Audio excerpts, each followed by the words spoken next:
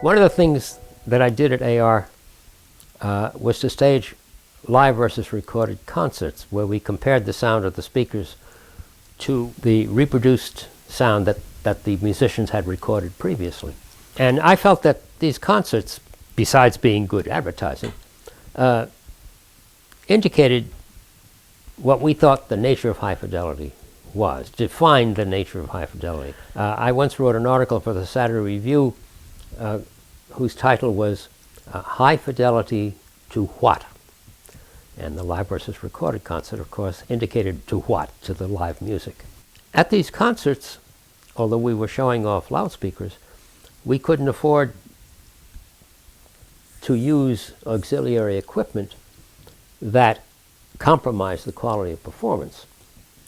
And so, off stage, we had a professional Ampex tape recorder. We used two 60-watt Dynakit amplifiers. Dave Hafler used to cooperate with us on this. And for the 40 or 50 feet between the amplifiers and the speakers, we used number 18 zip cord. And of those people who are listening, if they take that comment to be a criticism of the current enthusiasm for esoteric speaker cables, they would be entirely correct. The real point of a live versus recorded comparison is not to show that you can create sound that is indistinguishable from the original, but to show to what extent the similarity exists. Well, the first live versus recorded concert that I know of and that I heard, where there were times when you really couldn't tell the difference, was done by Julian Hirsch and Gladden Hook. And they did a live versus recorded concert of a pipe organ in a church. And the big problem there, of course, was the reproduction of the very deep pedal tones of the large pipes, for which they used AR1s and AR1Ws.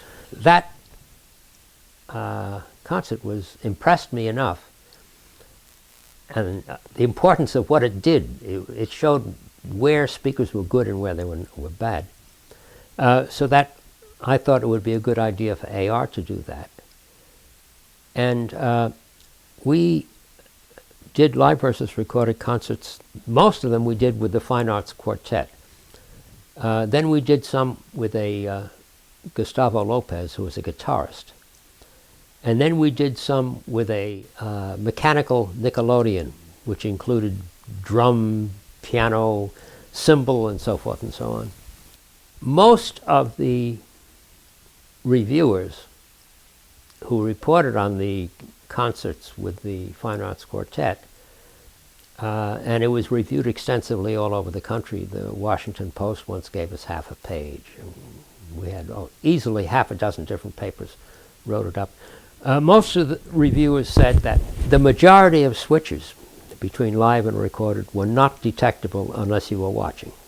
The reason that we had to make the recording anechoically was that if you made the recording with the reverberation of a particular hall built in, when you then played it back in a second hall, you would get what's called double reverberation. So you'd get the reverberation of the two halls, and the recorded sound would be different from the live sound.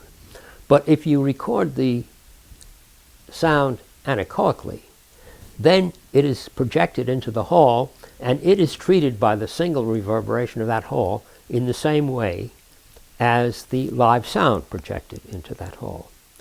Well, for a whole string quartet, where are you going to find an anechoic chamber large enough? You aren't.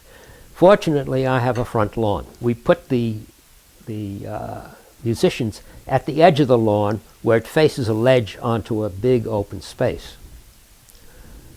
And we were able to get our anechoic recording that way. At the end of the concerts with the live versus recorded demonstrations, Leonard Sorkin, who was the first violinist of the Fine Arts Quartet, would sometimes rise from his seat and would announce to the audience, "Remember, for real high fidelity.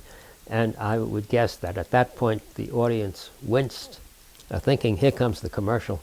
And Leonard would continue, go to a live performance. And I think that's good advice.